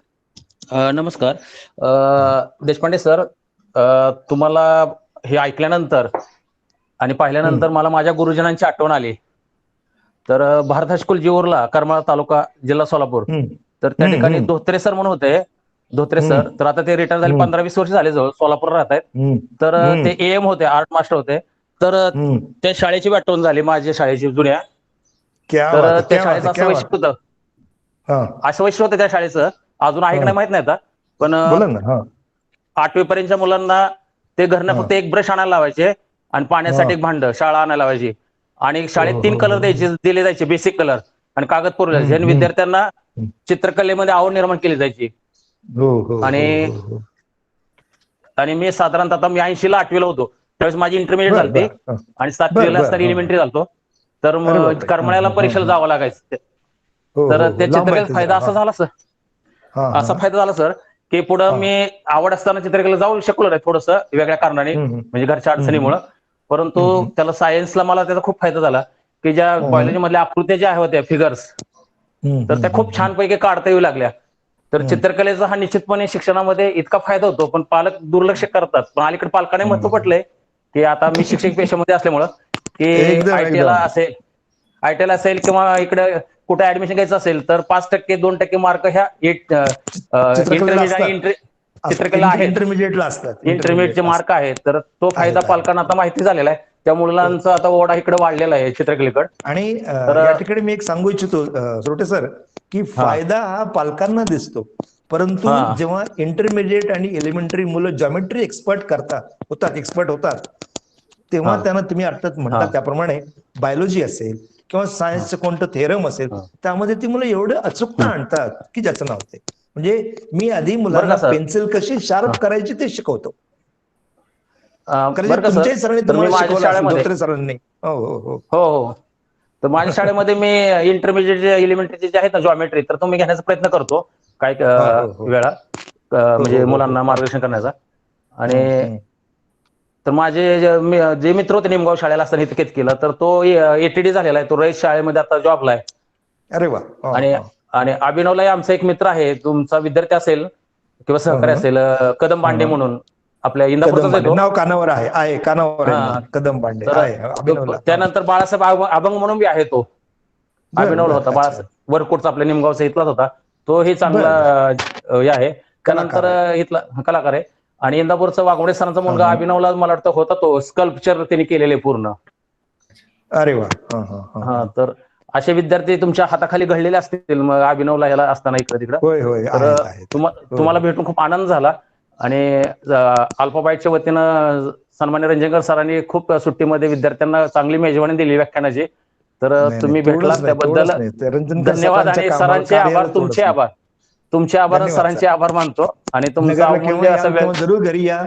काही अडचण असेल बरं. चित्रकलेच्या क्षेत्रातली मला जरूर आणि सर विचारा. आणखीन एक मला पेपरमध्ये वाचण्यात आलं की कांबळे सर म्हणून काहीतरी स्कल्पचरचं नगरचे काहीतरी करतात, हो तर आमचे त्यांच्यामध्ये मित्रच काहीतरी आहेत ते आपल्याकडे. हो स्टुडिओ आहे काहीतरी बर्न झाला, जळाला होता. त्याबद्दल हो आता पेपरमध्ये ठीक आलं झाला तो. बरं. आता ओके झाला तो. हा. आता ओके झाला आता. तर ते वाईट वाटलं, ती केलं त्यांनी बातमी परत. ऐकल्यानंतर. हो ना हो उभारले ना. ते, हो. बातमी वाचल्यानंतर वाईट वाटलं. म्हणजे एवढं चांगलं हम्म. उभारलेलं असं आगीच्या बक्षस्थानी गेल्यानंतर थोडं वाईट वाटलं. तर नाही नाही ते परत आलं जागेवर आले ते परत. कलाकार असतो तो असं स्पिनिक्स सारखा येतोच फिनिक्स परत वर. पक्षासारखा तो उभारी घेतो. येतोच तर येतोच येतोच 100%. ते आपले सर सन्मित्र तुमचं, आहेत प्रमोद कांबळे. हा, हा, फार प्रमोद चांगला कांबळे माणूस. म्हणून. तर सर प्रचंड काम करतो प्रचंड काम हो, करतो तो. हा. तुम्ही भेटला, आनंद वाटला बरं का सर. थँक्यू तुमचा अमूल्य थँक्यू. वेळ दिला चर्चा करण्यासाठी. अहो तर नाही सरांचा आणि अमूल्य नाही. तुमचाही धन्यवाद. वेळ थँक्यू उलट सर. कारणी लागतो तुषार सरांमुळे. हो, तुषार सरांमुळे. Thank you sir. अगदी ठेवतो. अगदी अगदी. हा, कोर्टे थँक्यू. सर दुसऱ्यांना बोलायचंय. सांगायला आवडेल हो सर, हो आमच्याकडे चालेल. अल्फाबाईट मध्ये गेली 25 वर्ष, 25 पेक्षा हा जास्त आम्ही रेग्युलर हा दर उन्हाळ्यामध्ये चित्रकला स्पर्धा, मेहंदी हा स्पर्धा आणि हा. रांगोळी स्पर्धा हा बापरे. शेकडो विद्यार्थी पार्टिसिपेट होतात. आणि चोरटे सर हा गेली 25 वर्ष हा. आनंदाने अरे कुठलाही बापरे. मुद्दा न घेता प्रेमाने हा. हे सगळं नर्चरिंग करण्यासाठी, शिकवण्यासाठी रेग्युलर येतात. ते मला तुम्हाला क्या बात आहे क्या बात आहे क्या बात. नारायण हायस्कूलमध्ये सायन्सचे टीचर आहेत तिथे. हो का. हा हा हा ते म्हणाले तसं. हा हो, हा. हो, हो, हो. ते जबरदस्त आज, जबरदस्त. किती किती वेगळी माणसं तुमच्या अवतीभोवती चांगली माणसं आहेत म्हणजे. त्यामुळे काहीतरी काम करू शकतो आपण. देशपांडे सर, मी आता हा. गेले 30 वर्ष झालं मॅथ्स शिकवतो 8वी 9वी 10वीला. आणि बर विज्ञान, बर बर बर फिजिक्स बर बर. शिकवतो 8-9 हा झालं. हा हा हा हा अजून 5-6 वर्ष राहिले माझे जॉबचे. हा. गुड सगळ्याच्या गुड. प्रेमानं आणि आशीर्वादानं चाललेले व्यवस्थित. ओके. नाही नाही म्हणजे तुम्ही पण एक्सपर्टच असाल ना मग आता ड्रॉइंगमुळे या विषयात सुद्धा, विज्ञानामध्ये विशेषतः आणि भूमितीमध्ये. भूमिती एक्सपर्ट आहे. हा हा. आमका आणि गणित 2. गणितामुळे मुलाचं नाव मी प्रमेय ठेवलेलं आहे बरं का. हो. ते रम. प्रमेय. अरे हा. बापरे. हे मात्र एकदमच खास. आणि मुलीचं नाव सिद्धता. सिद्धता. हो, प्रमेय आणि सिद्धता. सिद्धता. किती छान किती छान. चालते. Okay, thank you. मस्त मस्त मस्त. थँक्यू. अजून कोणाला प्रश्न विचारायचा आहे? आशिष बोल. आशिष. हा बोला आशिष. हॅलो सर, आवाज येतोय? हा, येतोय. हा येतोय. हा बोला बोला आशिष. हा बोला. सर, माझा एक क्वेश्चन आहे. तुम्ही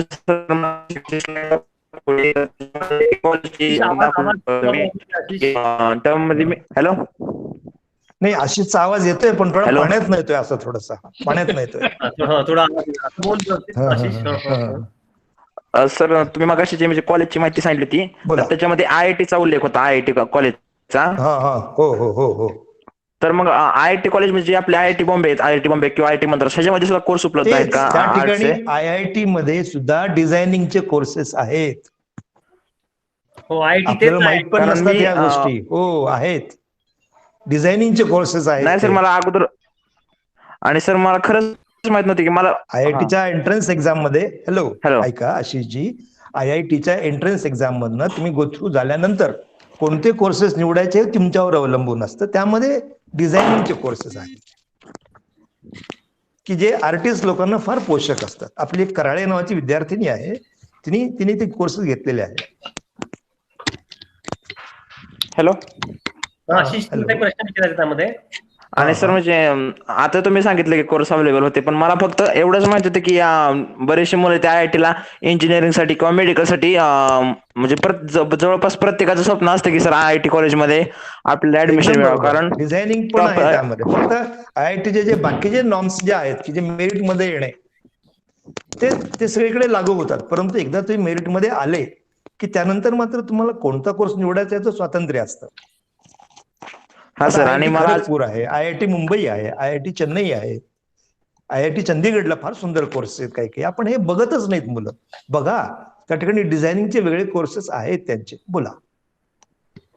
आणि सर मी सुद्धा 10th होतो करंटली सर. मी पण एलिमेंटरी इंटरमिजिएट एक्झाम दिल्या होत्या.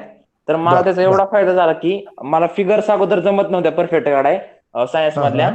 तर फायनल आम्हाला SSCच्या पेपरला फायनलला ह्युमन आयची फिगर आली.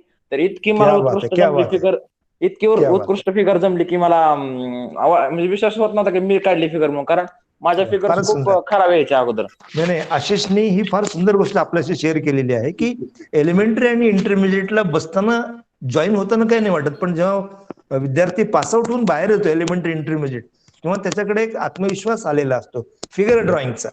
मग ती जॉमेट्री असेल, बायोलॉजी असेल, किंवा तुम्ही म्हटलं त्याप्रमाणे डोळ्याची फिगर असेल, हे तो कॉन्फिडेंटली चांगलं काढतोच की ज्याचा परिणाम त्या परीक्षकांवर होतो, सायन्स टीचरवर होतो. आणि आपोआपच ते मार्कांमध्ये बढोतरी होऊन जाते, म्हणजे वाढून जातात मार्क. फारच उत्तम. Thank you sir. Thank you Ashish. God bless you. Thank you sir. Have a good day sir. Yes sir. हा बोला. हॅलो. हा श्रुतिका, तुला बोलायचंय ना? तुला बोलायचंय ना, तू म्हटलीस I want to ask question. बोल ना. हा येस सर. हा बोला श्रुतिका. नमस्कार. बोला. हो हॅलो सर. खरंच तुम्ही चित्रकलेबद्दल खूप छान अशी माहिती दिली. आणि सर खरं सांगायचं झालं तर चित्रकला ही मानव मनाची अशी रचनात्मक अभिव्यक्ती आहे की ज्याच्या माध्यमानुसार आपण वास्तविक आणि काल्पनिक स्थिती चित्रित केली जाते. तर सर एकदम बरोबर. 5 पॉईंट सांगितले होते. आवड, सर्जनशीलता, क्षमता, करिअर, कल्पकता आणि संधी याविषयी तुम्ही लिहून घेतलेलं दिसतंय श्रुतिकाने. खूपच छान. हो सर, नोट डाऊन केले सर. तर यामध्ये सर आपली जी कल्पकता आहे, विचारांची कल्पकता, ती चित्रकलेमध्ये कशी वाढवायची? कशी वाढवायची नाही, ती आपल्यामध्ये असतेच. ती पुन्हा पुन्हा वापरायची असते, ती वाढते. मग तुम्ही वापरा, त्याची वाढ होते. तुम्ही बॉलिंग करत राहा, तुम्ही एक्सपर्ट बॉलर होता. तुम्ही चांगली बॅटिंग करत राहा, चांगले बॅट्समन होता. कल्पकता ही प्रत्येकामध्ये असते. चित्रकलेमध्ये तुम्ही कल्पकतेचा वापर करून काही नाविन्यपूर्ण गोष्टी बनवू शकता, ड्रॉइंग बनवू शकता, पेंटिंग करू शकता, कलरची योजना करू शकता. जे तुम्ही पुन्हा पुन्हा करत राहायचं, सराव करायचा, म्हणजे आपोआपच कल्पकता नवीन नाविन्याने पुन्हा तयार होते, नवीन काहीतरी त्यातनं येतं. तुम्हाला असं मी सांगू इच्छितो या ठिकाणी की युट्यूबवर तुम्ही मला नंदकुमार देशपांडे नावाचं चॅनल तुम्ही सबस्क्राईब करा. तुम्हाला लक्षात येईल, परवा ह्या 1 महिन्याच्या लॉकडाऊनच्या परिस्थितीमध्ये मी माझ्याच घराच्या भिंतीवर एक 3D पेंटिंग बनवलं. ते याच्या आधी कधीच बनवलं नव्हतं मी. बरोबर. वेळेचा उपयोग ही कल्पकता झाली. आणि शिवाय 3D पेंटिंग आपल्याच घराच्या भिंतीवर आपण काढू शकतो ना. उदाहरण मला वाटलं नवीन काही करायचं तर आणखीन काही ऍड करू शकतो मी. परवा मी घरातली मडकी रंगवून ठेवली बागेमध्ये. ह्या कल्पनेच्या आपल्या आपल्या आयडियाज असतात, आपल्या गोष्टी असतात, ते काही करू शकतो आपण. निश्चित.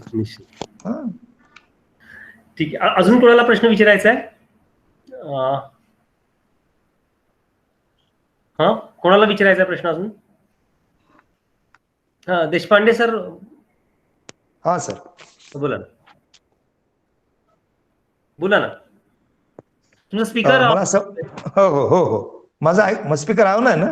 रवींद्र देशपांडे सरांना बोलायचंय का? तुमचं माईक ऑफ आहे सर. माईक ऑफ आहे. रवींद्र देशपांडे सर. अच्छा, रवींद्र सर. हो. रवींद्र देशपांडे म्हणजे आणखीन एक ते पुष्प आहे अभिनवचं, माहितीये का? हो, प्रश्नच नाही. की जे नगरमध्ये भरतंय. देशपांडे सर, माईक ते बोलतायत आणि त्याला लक्षात येत नाही. माईक ऑन करा. माईक म्यूट आहे त्यांचा, सरांचा. स्क्रीनवर प्रेस करून माईक अनम्यूट करा सर. रवींद्र देशपांडे सर. तुमचा माईक देशपांडे सर, तुमचा माईक म्यूट आहे, तो ऑन करा ना प्लीज. नाही, त्यांच्या लक्षात नाही येते. मला नाही करता येत का त्यांचा माईक ऑन? नाही ना, तो आपण नाही. ऑन नाही करू शकत तिथले ना, ऑन नाही करू शकत. Okay okay. त्यांच्या लक्षात नाही येते की आपण नाही सर, तुम्ही रवींद्रजी तुम्ही स्क्रीनला टच करा, म्हणजे त्या ठिकाणी तुम्हाला 3 ऑप्शन दिसतील. डाव्या बाजूला माईक आहे, ओके. तर अशा आडवी रेग आहे. आता बोला केला राईट. तुमचं ऐकलं बघा त्यांनी. बरोबर, बोला.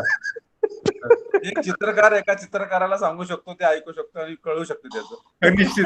क्या बात आहे. टाळीचं वाक्य आहे. विषय असा आहे. बरं रवींद्र सर, काही बोलण्याच्या आधी मी रवींद्र सरांबद्दल 2 शब्द बोलू का? तुषार सर, हो प्लीज. दिवस आहे.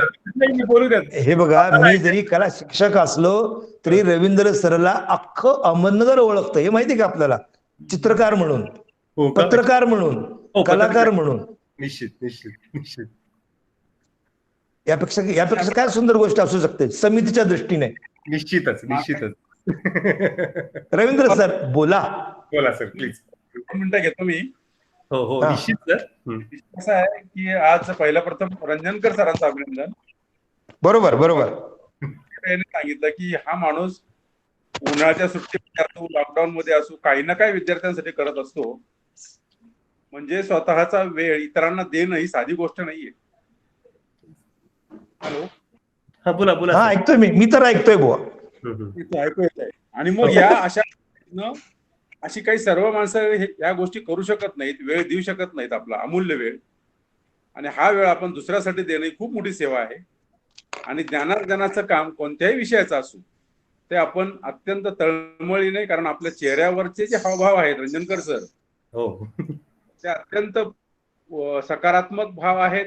काहीतरी तुम्हालाही असं, मला याच्याकडनं काहीतरी घ्यायचंय असं त्याच्यातनं दिसतं. म्हणजे तुम्ही सुद्धा शिकत असता, हाही भाव तुमच्या चेहऱ्यावर मला जाणवतो. थँक्यू, धन्यवाद. आपल्या विचाराची तुषार रंजनकर सरांच्या नावातच सर्व काही आहे. नाही, बस कामामुळे आम्ही तृप्त झालेलो आहोत. आणि तुम्ही आमच्या मित्र नंदकुमार देशपांडे यासारख्या हरहुन्नरी, सतत हास्य असणारा माणूस, सतत मदत करणारा अशा माणसाला, चित्रकला शिक्षकाला, तो शिक्षक नाहीच हो, तो शिक्षक म्हणायला आहे, अकॅडमिक म्हणायला आहे. तो अत्यंत सुंदर माणूस आहे. निश्चितच. मला रवींद्र सर, मध्ये एक दिवस मी ट्रॅफिक पोलीस होतो, माहितीये ना तुम्हाला?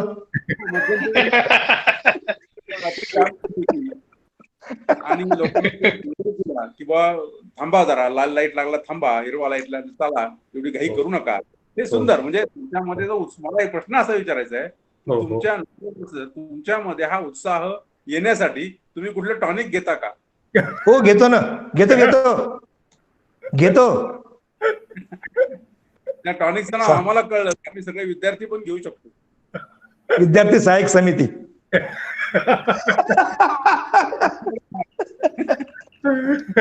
विद्यार्थी सहाय्यक समितीने एवढे व्हर्सिटाईल टॉनिक देऊन ठेवलेले आपल्यामध्ये की ते आपल्याला कायमस्वरूपी पुरं पडणार आहे ते.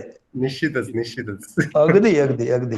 तर आमच्याकडे फ्रीलान्सिंग कोर्सला भास्कर देशपांडे सर म्हणून आहेत. त्यांना मी आता त्यांचं नाव मी पाहिलं आता. हो. भास्करजी, आपण काही बोलू इच्छिता? बोला ना प्लीज, मला आवडेल. रवींद्र देशपांडे सर, नमस्कार. नमस्कार भास्करजी, बोला सर. हॅलो. बोला.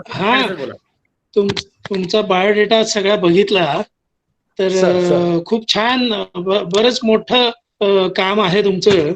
मला त्याच्यात फक्त आता संपूर्ण तुमचं लेक्चर ऐकल्यानंतर काव्य, नाट्यलेखन, भूमिका, दिग्दर्शन, नेपथ्य आणि काही डॉक्युमेंटरीज केली आहेत. तर आपण काही बोललोच नाही गेलं तासाभरात. हा म्हणूनच मला ते विचारायचंय. म्हणजे आर्ट बद्दल खूप झालं आणि अर्थातच तुमची चित्रही बघितली. अप्रतिम कला आहे आणि ज्याच्या हातात कुंचला असतो तो अतिशय मोठा कलाकार असतो. हे माझ्या वडिलांवरनं सांगतो. माझे वडील मी 6 वर्षाचा असताना गेले.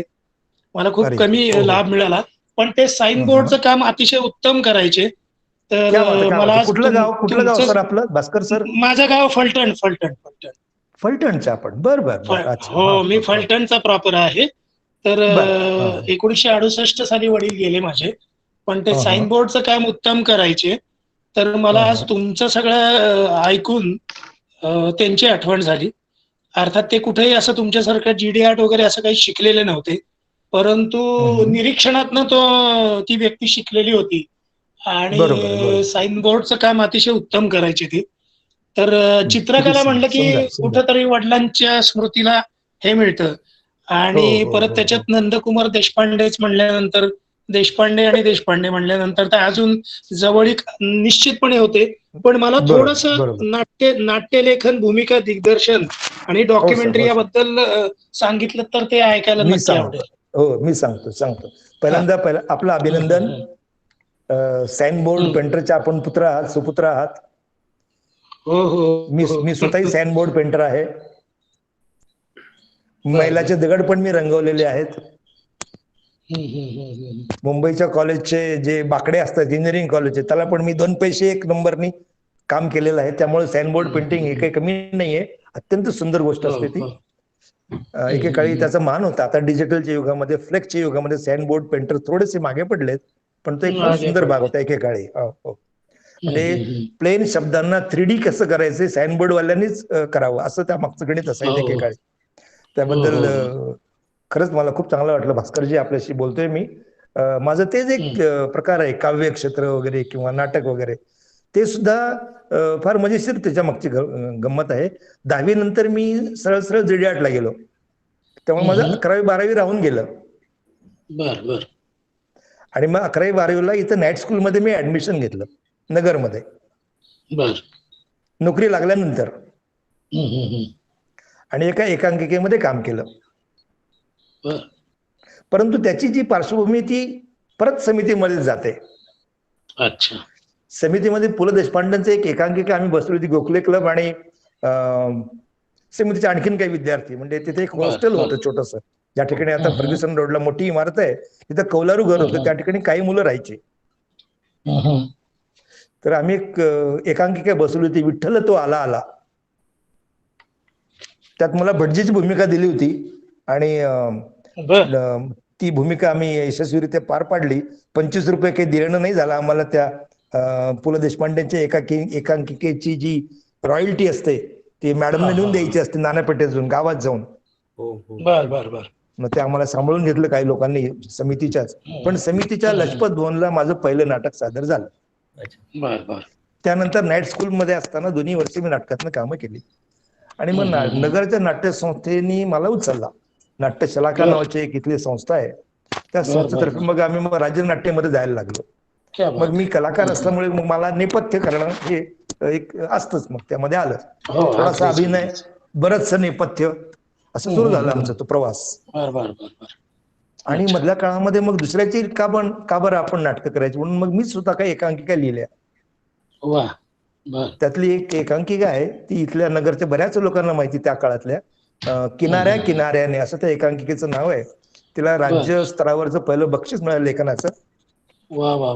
आणि आज जे आपल्या महाराष्ट्राचे किंवा अहमदनगरचे एक सुपुत्र आहेत, त्यांचे की जे राज्य नाट्य संस्थेचे अध्यक्ष पण आहेत, त्यांनी त्यात भूमिका केली होती त्यामध्ये एकेकाळी, ते कॉलेजमध्ये असताना. तर हे सगळं असा फार मोठा प्रवास आहे, फार सुंदर प्रवास आहे हा. आणि कलेच्या अंगाने मी जो नाटकात उतरलो तो तशा अर्थाने उतरलो. त्याच्या पुढे जर मी असं म्हणेल की चित्रकला शिक्षक हा स्वतः नाटकात काम करणारा, अभिनयाचं काम करणाराच माणूस असतो. मुळामध्ये चित्रकला ही चित्रकला म्हणजे कसं असतं, सेल्फ रिप्रेझेंटेशन असतं ते. म्हणजे चित्रकला माझी किती भारी हे तुम्ही दुसऱ्या मॅथ्सवाल्या किंवा इंग्लिशवाल्या किंवा सायन्सवाल्या शिक्षकाला सांगितल्याशिवाय त्यांना कळत नाही. त्यांना आम्ही चॅलेंज देतो, हा घ्या खडू, एक सरळ रेघ ओढून दाखवा. बरोबर. बोर्डाच्या डाव्या बाजूपासून उजव्या बाजूपर्यंत एक सरळ रेघ ओढून दाखवा, मग पुढचं बोला. एखादं ग्रीटिंग कार्ड आम्ही बनवतोय, लोक विचारतात किती मिनिटं लागली कार्ड बनवायला? 5 मिनिटात बनवतो आम्ही ते, नाही का, ग्रीटिंग कार्ड. परंतु त्यामागे आमची काही वर्षाची तपश्चर्या असते. निश्चितच. ब्रशच्या एका स्ट्रोकसाठी, एका फटकाऱ्यासाठी. अजून एक प्रश्न असा होता सर हॅलो. हा सर बोला सर, मी हॅलो. ऐकतोय सर. भास्कर सर बोला. हा. आता लॉकडाऊन मध्ये एक गंमत अशी नवीन बघायला मिळाली की मला 2 जुळी मुलं आहेत, एक मुलगा आणि एक मुलगी. हा, हा. दोघे आता 21-22 वर्षाची, एस.वाय बीकॉमला आहेत. तर माझा मुलगा बऱ्यापैकी डान्स करतो आणि डान्स कोरिओग्राफी पण करतो. अदर दॅन शिक्षण. तर गंमत परवा अशी झाली, लॉकडाऊन मध्ये तोही घरी होता आणि तो काहीतरी अभ्यास वगैरे करतोय असं मला वाटलं, म्हणून मी त्याच्याकडे गेलो, म्हटलं काय रे करतोयस? थोडस मोबाईल मध्ये बघत होता आणि परत काहीतरी वहीवर करत होता.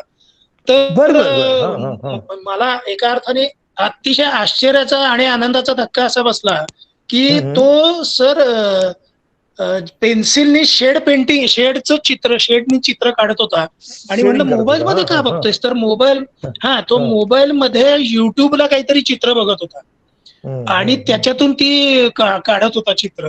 म्हणजे हे कधीच मला अपेक्षित पण नव्हतं. तर त्या मुलामधली ती एक कला या लॉकडाऊन मध्ये मला बघायला मिळाली. तर मला तुम्हाला प्रश्न असा विचारायचा आहे की त्याला आता गंमत अशी, थोडी कन्फ्युजन मध्ये ही मुलं असतात की आता तो डान्सही गेले 7-8 वर्ष डान्स पण शिकतोय, त्याने ऍक्टिंगचा कोर्स पण केलेला आहे आणि प्लस आता लॉकडाऊन मध्ये चित्रही, आणि ती जी चित्र मी सर बघितली ना, अतिशय उत्तम त्याचा हात आहे, अतिशय उत्तम चित्र त्यांनी काढली. तर आता मला मी सिंहगड रोड पुणे. तर मला असं त्याच्या म्हणजे थोडं अकॅडमिक पेक्षा या गोष्टीकडे जास्त कल आहे. तर वडील म्हणून मी त्याला कसं गाईड करावं, किंवा चित्रकला, त्याच्यानंतर डान्स आणि अभिनय यापैकी कुठल्या मार्गाने त्याला जाऊन द्यावा किंवा कुठल्या बाबतीत त्याला पाठिंबा द्यावा मी? तिन्ही उत्तम आहे त्याचं. परवा अशी गंमत झाली की, बोला. नाही ते तर आहेच. नाही, ग्रॅज्युएशन पूर्ण झाल्यानंतरचाच विषय. पण त्याचा आत्ताच तो माझ्याशी जेव्हा बोलतो, त्याचं म्हणणं असं असतं की म्हणजे अकॅडमिक मी बीकॉम होईन, पण मला बाबा काहीतरी 4 लोकांपेक्षा वेगळं करायचं. हे मला नोकरी तर बिलकुलच करायची नाही, पण मला व्यवसाय करायचा झाला तरी. आणि त्याच्यात पॅशनेटली असं आहे की तो जेव्हा डान्सचं प्रॅक्टिस करतो किंवा डान्स करतो सर, सलग 8-8 तास तो न जेवता खाता पिता सलग डान्स करतो आणि लहान 7वी-8वीच्या मुलांनाही शिकवतो. हे जी ताकद आहे ना, पण त्याच्याबरोबर मी त्याला म्हटलं, अरे मग कारण मला कसं आहे, मला सर कला या विषयामध्ये मला अजून सुद्धा अभिनय करण्याची प्रचंड आवड आहे या वयात सुद्धा. मला जर एखादा अभिनय करण्याची संधी मिळाली तर मी अक्षरशः, म्हणजे मला कधी कधी वाटतं आपण जर मुंबईत जाऊन राहिलं तर कदाचित एखादी सिरियल काही मिळू शकेल, कारण मी शरद पोंक्षेंचा 6 महिन्याच्या नाट्यशाळेचा कोर्स केलेला आहे. अरे बापरे. शरद पोंक्षेंबरोबर. हो, माहिती सावरकर फेम. पण काय पण होतं काय की आपले काही कुटुंब, त्याच्यानंतर कौटुंबिक जबाबदारी मागे लागली की आपल्या आवडीनिवडीला थोडीशी मुरड घालावी लागते. पण मला नेहमी असं वाटतं की मला समजा काही जमलं नाही तर हा मुलगा थोडासा स्पार्क मला दिसतोय, पण आता या तिन्ही क्षेत्रामध्ये थोडस हे होतं की नक्की त्याला कुठल्या दिशेला आपण न्यावं, पाठवावं. तर त्याचा अनुभव बघता डान्समध्ये त्याचा 7-8 वर्षाचा बऱ्यापैकी अनुभव आहे. त्याच्यानंतर त्याची युट्यूबला एक एकांकिका सुद्धा आहे, जी युट्यूबला तो आणि त्याची बहीण दोघांनी केली. हो, एका हॉरर स्टोरीवरती एकांकिका आहे युट्यूबला केलेली. पण आता लॉकडाऊन मध्ये मला त्याची चित्रकलेमध्ये सुद्धा स्पार्क दिसतात. तर माझी स्वतःची इच्छा आहे त्यांनी कुठेतरी कलेच्या क्षेत्रात जावं. तर ऍज ए फादर मी कसं गाईड करावं त्याला? तुम्ही फाईन आर्टचे सर आहात म्हणून तुम्ही काय सांगाल? सत्यजित रे नाव माहितीये का आपल्याला सर? सत्यजित रे. हो, अतिशय फार मोठं नाव आहे. सत्यजित रे हे स्वतः अतिशय सुंदर चित्र काढायचे. त्यांचा प्रत्येक सेट पिक्चरचा, सिनेमाचा हा आधी रेखाटलेला असायचा कागदावर आणि मग तो प्रत्यक्षात उतरायचा. त्यामुळे चित्रकला ही बाकीच्या कलेबरोबर चालू शकते. ज्याच्यामध्ये त्याला जास्त स्कोप आहे ते आजच्या डेटला आहे डान्स. डान्स मध्ये करिअर तो खूप चांगलं करतोय असं तुमचं म्हणणं आहे. 8 वर्षापासून गेल्या. आणि डान्स बरोबर कला ही त्याला घेऊन जाईल, काही विषय नाही. बरं. आणि आता बरं, तुम्ही बरं. पुण्यात राहताय म्हणजे म्हटल्यानंतर डान्स मध्ये फोकस करावं त्यांनी असं तुमचं म्हणणं. नक्की नक्की. कारण काय की हो. भाटीताईंचे पुढची जी पिढी आहे ती सगळी कोर्सेस चालवते पुण्यामध्ये. हो हो हो हो. म्हणजे डान्स मधले करिअर आज जास्त दुर्मिळ होत चाललेलं आहे हो हो असं हो. माझं प्रामाणिक मत आहे. मी टीव्हीवर बर. दिसणाऱ्या डान्स कॉम्पिटिशन बद्दल नाही बोलत आहे. नाही नाही मी बरोबर अशा बरोबर. डान्स बद्दल बोलतोय की जे क्लासिकल बेसवर आहे, की जे त्यांनी बरोबर. आधी आत्मसात करायला हवे, जर आतापर्यंत केलं नसेल तर. नाही, आता तो मग त्याला हिप हॉप लक्षात आणि येईल की त्याची बॉलिवूड असं करतोय. नाही, मग आता हिपहॉप आणि बॉलिवूड हे आहे मान्य मला. त्याने थोडं क्लासिकल त्याला स्वतःला बेस तयार केला हा हा. आणि करताना जर त्याचं सातत्य जर कायम राहिलं तर बर बर. नक्कीच त्याला ते क्षेत्र पुढे घेऊन जाईल. अच्छा अच्छा. नाही तर बर. मग आर्ट आहेच आहे. जर त्या करत असेल आर्ट हो हो हो. तर हो, मग हो, आर्टच्या हो. कुठल्याही कॉलेजमध्ये तुम्ही त्याला कधी प्रवेश देऊ शकता. म्हणजे देऊ ग्रॅज्युएट शकता. झाल्यानंतर बर. सुद्धा अभिनवमध्ये सुद्धा येतात. देऊ शकतो. हो येतं हो का? बर बर. हो, वा वा. मग हे बरं झालं हे माहिती मिळाली.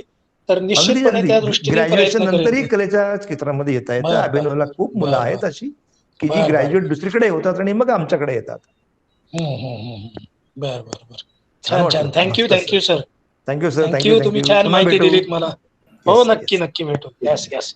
खूप थँक्यू. छान संवाद झाला आणि भरपूर माहिती, आज भरपूर वेळ गप्पा मारता आल्या. रवींद्र देशपांडे सर पण आले, सोरटे सर पण आले आणि मगाशी राजहंस सर पण आपले जॉईन झाले होते. प्रभाकर पाटील सरही थोडा वेळ होते.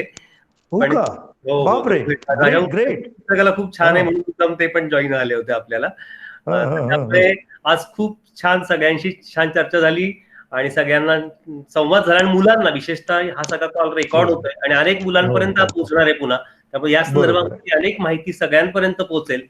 त्यामुळे मी अल्फाबाईट परिवारातर्फे सर. तुम्ही सर्वजण आलात, मेन नंदकुमार देशपांडे सर पण त्याबरोबर रवींद्र देशपांडे सर पण आलेत, त्याबद्दल मी हो खूप ना हो ना हो ना. आभार व्यक्त करतो, धन्यवाद म्हणतो. एकच सूचना आहे, माझी एकच विनंती आहे.